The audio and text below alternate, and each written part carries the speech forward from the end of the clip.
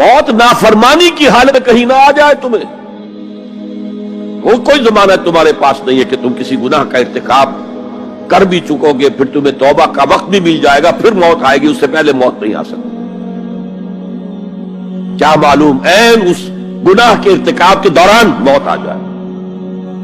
وہ موت کیسی ہوگی؟ شاید آپ کے علم میں ہو, لکھنؤ کے ایک بہت بڑے شاعر تھے اور ان کی موت بہت ہی مکروہ حالات میں واقع. رات کو 2-3 بجے, جس کو آپ انگریزی میں کہتے ہیں in the small hours of the morning, شراب خانے سے نکلے, نشے میں دھت,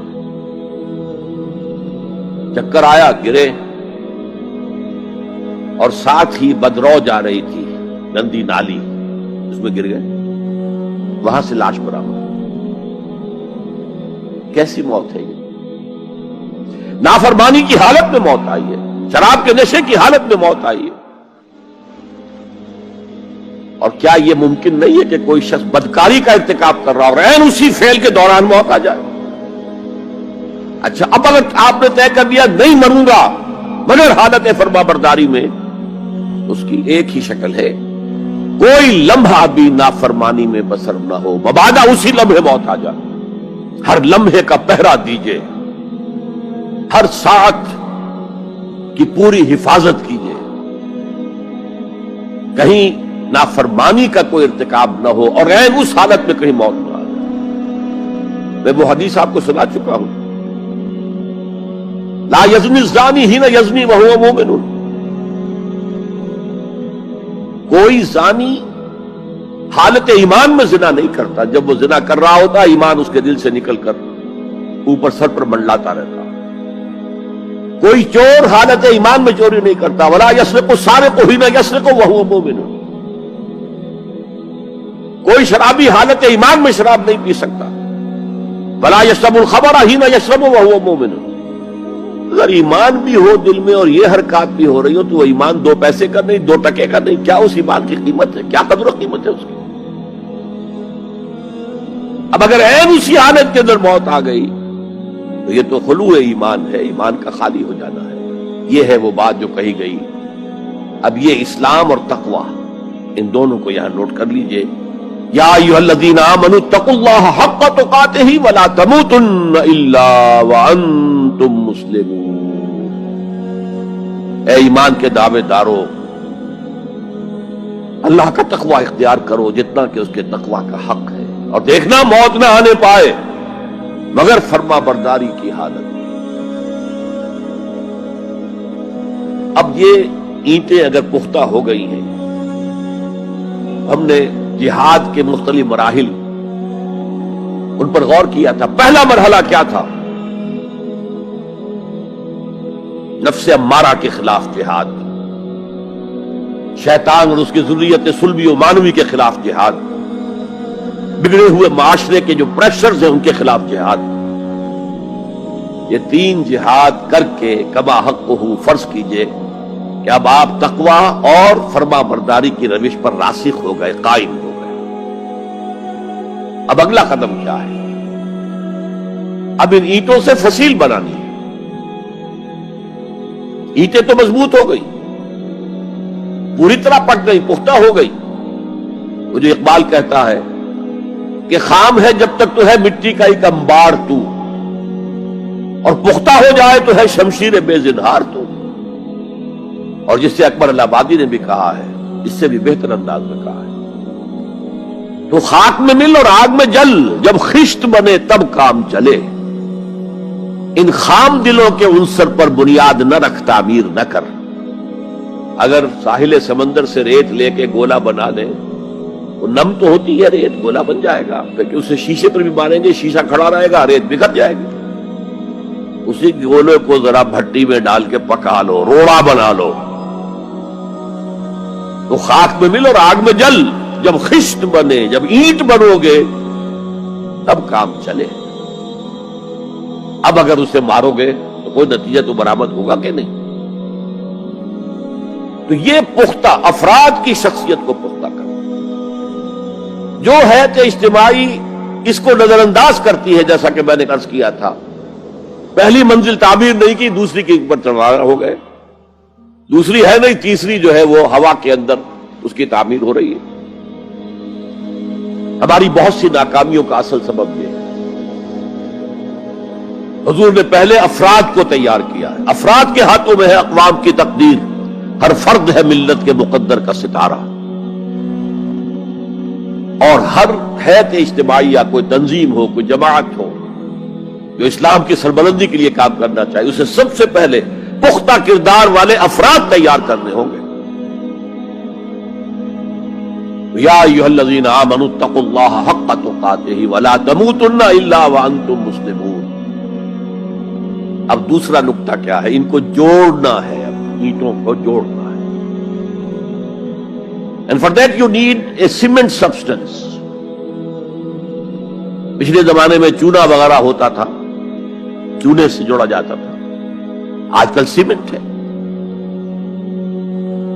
اگر یہ سیمنٹ سبسٹنس مضبوط ہے تو یہ فصیل اور دیوار مضبوط ہے، اگر یہ نہیں ہے تو چاہے اینٹیں پختہ ہوں تب بھی سیلاب کا ریلا آئے گا، بہا کے لے جائے گا۔ اینٹوں کی پختگی کے ساتھ ساتھ ان کو جوڑنے والا مورٹر جو ہے اس کو بھی مضبوط ہونا چاہیے۔ اس لیے دوسرا نقطہ، یہ سہ نکاتی لائحہ عمل، 3 نکاتی لائحہ عمل۔ پہلا تقوی اختیار کرو اور اللہ تعالیٰ کی پوری فرما برداری اختیار کرو، کوئی لمحہ تمہارا نافرمانی میں نہ گزرے۔ اب واعتصموا بحبل اللہ جمیعا ولا تفرقوا، چمٹ جاؤ اللہ کی رسی کے ساتھ مل جل کر اور تفرقے میں نہ پڑو۔ اعتصام عصمت سے بنا، عصمت حفاظت کو کہتے ہیں۔ اعتصام حفاظت حاصل کرنا۔ جیسے آپ دیکھتے ہیں کہ کسی بچے کو اگر کوئی خوف لاحق ہو جائے، کوئی ڈرائے، وہ آئے گا، دوڑے گا ماں کی گود میں آ کر ماں سے چمٹ جائے گا۔ وہ یہ سمجھتا ہے اپنے چھوٹے سے ذہن کے مطابق میں قلعے میں آ گیا ہوں۔ یہ دوسری بات ہے کہ کوئی شفاق انسان، جیسے فسادات ہوتے ہیں یا جیسا کچھ سن 47 میں ہوا تھا، کوئی شفاق بھیڑیا صفت انسان آئے، بچے کو کھینچے ماں کی گود سے، اچھالے اور کسی نیزے میں پرو لے۔ لیکن بچہ یہ سمجھتا ہے کہ میں آ گیا ہوں، پناہ میں آ گیا ہوں، قلعے میں آ گیا ہوں۔ تو یہ ہے اعتصام۔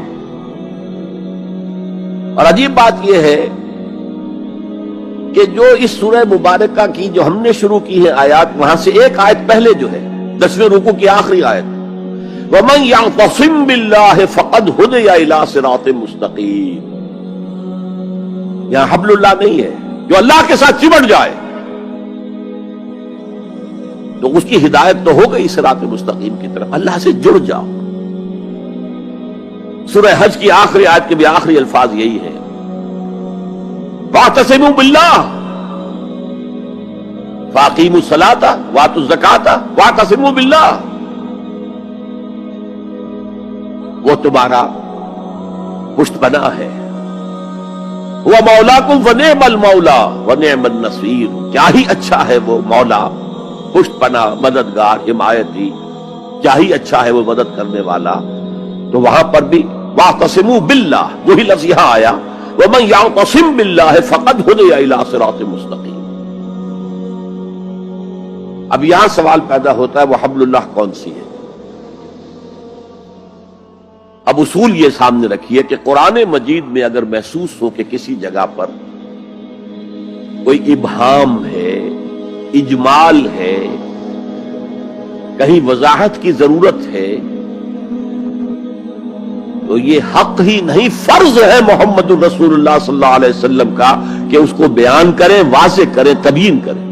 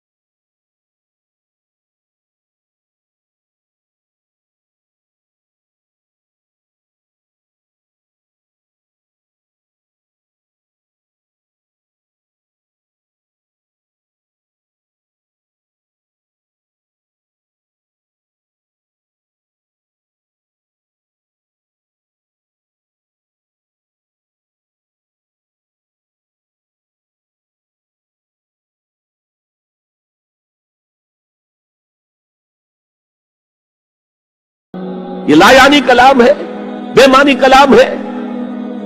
فاعتصموا بحبل اللہ، جب کہاں ہے وہ رسی؟ کس کو رسی؟ کون سی رسی کو پکڑو؟ بہت صدمہ ہوا، لیکن کیا کیا جائے؟